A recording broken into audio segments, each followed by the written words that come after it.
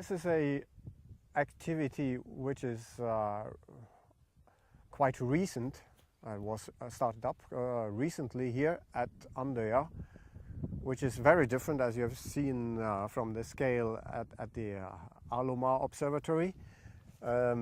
This is about carbon fluxes, so that's true and genuine climate research here.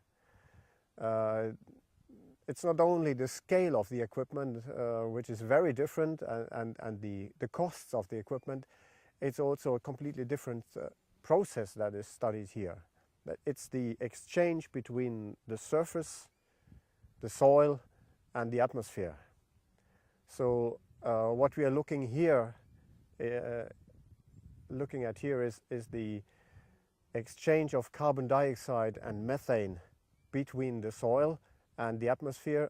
And here we are in a very special ecosystem which you find only along the Norwegian coast, in Scotland, in Ireland, along the Irish coast, in Europe.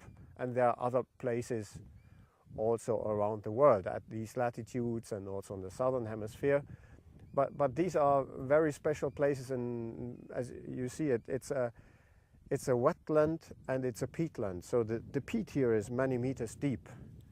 And these peatlands, although they are not very big in extent on a global scale, they contain a lot of carbon. And these have built up over the last 10,000 years. And it's of course very interesting to get to know what are they going to do in case of global change, climate change. So these have been growing since the last ice age and have developed since that time. But we do not know what's going to happen now in the future. Either it's becoming warmer or wetter, or both of it. There are stations, similar stations all over Europe. Currently there are efforts on the way to gather them in a big network over the whole of Europe, and the so-called integrated carbon observatory system. And these sensors measure how much carbon dioxide is either going from the atmosphere, is taken up by the vegetation, or is released from the soil and the vegetation. And the measurements are made continuously, really continuously. This instrument over there measures CO2 10 times per second.